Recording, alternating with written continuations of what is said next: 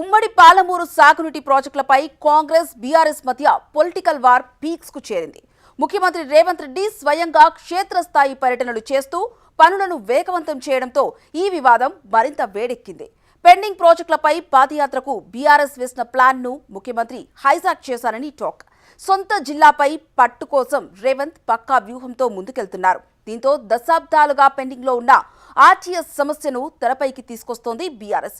ఈ క్రమంలో పాలమూరు గడ్డపై పైచేయి ఎవరిది? పెండింగ్ ప్రాజెక్టుల ఘనత ఎవరి ఖాతాలోకి వెళ్తోంది? హస్తం పట్టు బిగుస్తుందా? గులాబీ గర్జన పనిచేస్తుందా?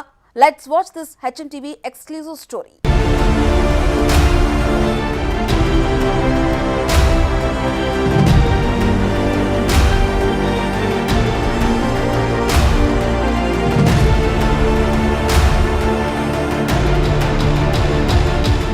ఉమ్మడి పాలమూరు జిల్లాలో అధికార కాంగ్రెస్, విపక్ష బీఆర్ఎస్ల మధ్య ప్రాజెక్టుల వార్ కొనసాగుతోంది. బీఆర్ఎస్ పార్టీని కనుమరుగు చేసేందుకు సీఎం రేవంత్ రెడ్డి ఉమ్మడి జిల్లాపై ప్రత్యేక దృష్టి సారించినట్టు తెలుస్తోంది.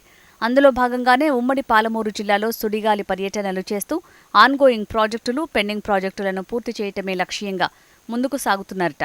అయితే పెండింగ్ ప్రాజెక్టులపై పాదయాత్రకు బీఆర్ఎస్ సిద్ధమవుతున్న తరుణంలోనే సీఎం రేవంత్ రెడ్డి 2 రోజులు పర్యటించి బీఆర్ఎస్ పాదయాత్రకు బ్రేక్ వేశారన్న టాక్ రీసౌండ్ చేస్తోంది. దీంతో ప్రత్యామ్నాయంగా బీఆర్ఎస్ తన ఫోకస్ ని ఆర్డీఎస్ వైపు మళ్లించిందని సమాచారం. దీంతో 3 రాష్ట్రాల మధ్య ఉన్న ఆర్డీఎస్ సమస్యను తెరపైకి తెచ్చి కాంగ్రెస్ పార్టీని ఇరకాటంలో పెట్టాలి అన్న వ్యూహాన్ని బీఆర్ఎస్ నాయకులు అమలు చేస్తున్నారట. ఆర్డీఎస్ పాపం మీదంటే మీదని ఇరు పార్టీల నేతల ఆరోపణలు, ప్రత్యారోపణలతో ఉమ్మడి పాలమూరు జిల్లాలో ప్రాజెక్టు వార్ వేడెక్కింది.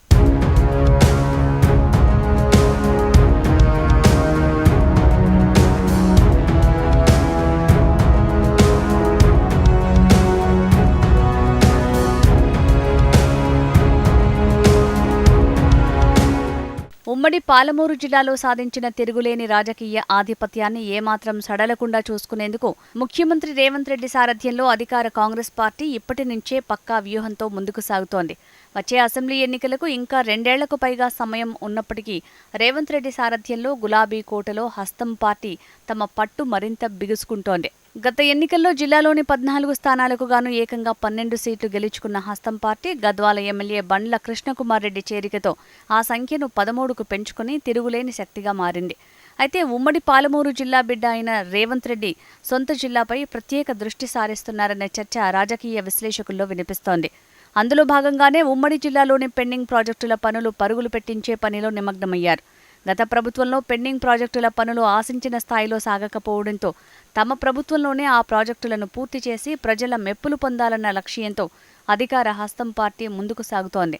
ఈ క్రమంలో మంత్రులు, ఎమ్మెల్యేలు సీఎం రేవంత్ రెడ్డి ఎక్కువసార్లు జిల్లాకు ఆహ్వానించి కార్యక్రమాలు నిర్వహించడంలో బిజీగా మారుతున్నారు.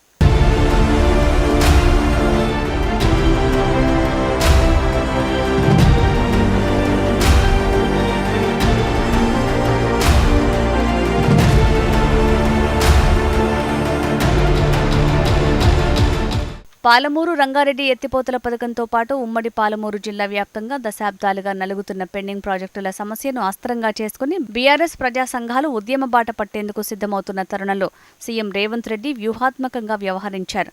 గత నెలలో బీఆర్ఎస్ పార్టీ ప్రాజెక్టులపై పాదయాత్ర చేస్తామని ప్రకటించగానే బీఆర్ఎస్ పాదయాత్రకు చెక్ పెట్టేందుకు వ్యూహాత్మకంగా వ్యవహరించి ఆ పార్టీని దెబ్బకొట్టారు. ఉమ్మడి పాలమూరు జిల్లాలో 2 రోజుల పాటు సుడిగాలి పర్యటనలు చేసి ఆన్గోయింగ్ ప్రాజెక్టులతో పాటు పెండింగ్ ప్రాజెక్టులను సందర్శించారు. క్షేత్రస్థాయిలో వివరాలు సేకరించారు. వచ్చే డిసెంబర్ నాటికి ఉమ్మడి జిల్లాలోని పెండింగ్ ప్రాజెక్టులకు సంబంధించిన పెండింగ్ పనులన్నింటినీ పూర్తి చేయటమే కాకుండా పాలమూరు రంగారెడ్డి ప్రాజెక్టు ద్వారా కనీసం కరివేనా రిజర్వాయర్ వరకు సాగునీరు అందించాలని అధికారులను ఆదేశించారు ముఖ్యమంత్రి.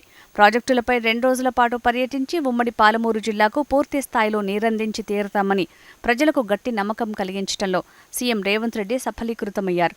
రేవంత్ రెడ్డి ప్రాజెక్టుల సందర్శనలతో అయోమయంలో పడ్డ బీఆర్ఎస్ పార్టీ ఏం చెయ్యాలో పాలుపోక ప్రాజెక్టులపై తాము ప్రకటించిన పాదయాత్రను విరమించుకోవాల్సిన పరిస్థితులు ఏర్పడ్డాయని టాక్.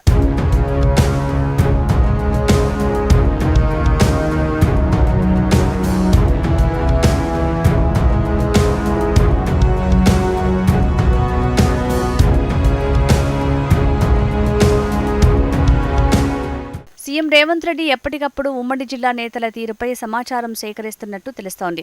ఇటు ఉమ్మడి జిల్లా పర్యటనకు వచ్చిన ప్రతిసారి జిల్లా బీఆర్ఎస్ నేతలను పెద్దగా పట్టించుకోకుండా నేరుగా కేసీఆర్, కేటీఆర్, హరీష్ రావులనే టార్గెట్ చేస్తూ రేవంత్ రెడ్డి విమర్శల పర్వం కొనసాగిస్తున్నారు. 2024లో మొదలైన మా పాలన 2034 దాకా సాగుతుందన్న ధీమా వ్యక్తం చేస్తున్నారు.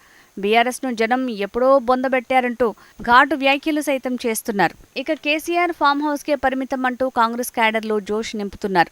వచ్చే ఎన్నికల్లో ఉమ్మడి జిల్లాలో ప్రతిపక్షానికి ఒక్క సీటు కూడా దక్కబోవని సవాల్ విసరటం ద్వారా విపక్షాల ఆత్మవిశ్వాసాన్ని దెబ్బతీసే ప్రయత్నం చేస్తున్నారన్న అభిప్రాయం రాజకీయ వర్గాల్లో వినిపిస్తోంది.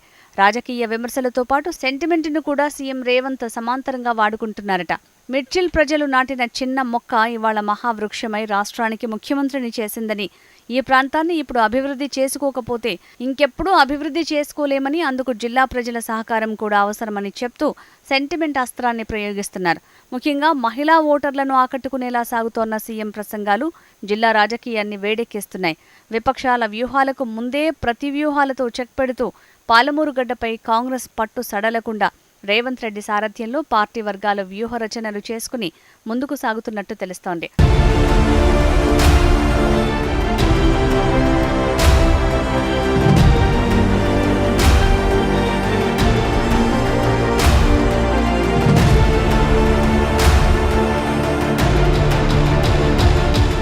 పెండింగ్ ప్రాజెక్టులపై పాదయాత్ర చేసి ప్రజల్లో ఉండాలని ఉమ్మడి జిల్లా బీఆర్ఎస్ నేతలు ఆశించినా అందుకు సీఎం పర్యటన చెక్ పెట్టింది. దీంతో ఇటు బీఆర్ఎస్ నేతలు కూడా వెనకడుగు వేయకుండా రెండు తెలుగు రాష్ట్రాల మధ్య వివాదాస్పదంగా మారిన ఆర్డీఎస్ సమస్యను అస్త్రంగా చేసుకుని రైతాంగం ముందుకు వెళ్లేందుకు సిద్ధమైంది. అటు ఆర్డీఎస్ పై కర్ణాటక కడుతున్న అక్రమ ప్రాజెక్టుల్ని కూడా బయటపెడుతూ ప్రజా ఉద్యమానికి ఉమ్మడి జిల్లా బీఆర్ఎస్ నేతలు సిద్ధమవుతున్నారు. దీని ద్వారా కర్ణాటకలో కాంగ్రెస్ ప్రభుత్వమై ఉండటం, ఇటు ఆంధ్రప్రదేశ్లోనూ రేవంత్ రెడ్డి రాజకీయ గురువైన చంద్రబాబు సీఎంగా ఉండటంతో ఈ ఆర్డీఎస్ సమస్య ద్వారా ఏపీ, కర్ణాటక రెండు ప్రభుత్వాలతో తెలంగాణ ముఖ్యమంత్రి ఇరకాటంలో పెట్టే ప్రణాళికతో బీఆర్ఎస్ నేతలు ఆర్డీఎస్ను తెరపైకి తెచ్చినట్టు తెలుస్తోంది. అయితే ఇటు అధికార కాంగ్రెస్ పార్టీ కూడా బీఆర్ఎస్ నేతల ఉద్యమాలను ఆర్డీఎస్పై చేస్తున్న ఆరోపణలను కొట్టిపారేస్తున్నారు. 10 ఏళ్ల బీఆర్ఎస్ పాలనలో ఆర్డీఎస్ ఎందుకు గుర్తుకు రాలేదని, ఎందుకు ఇన్నాళ్లు ఆర్డీఎస్ సమస్యను పరిష్కరించలేదని ఉమ్మడి జిల్లా కాంగ్రెస్ నాయకులు ప్రశ్నిస్తున్నారు.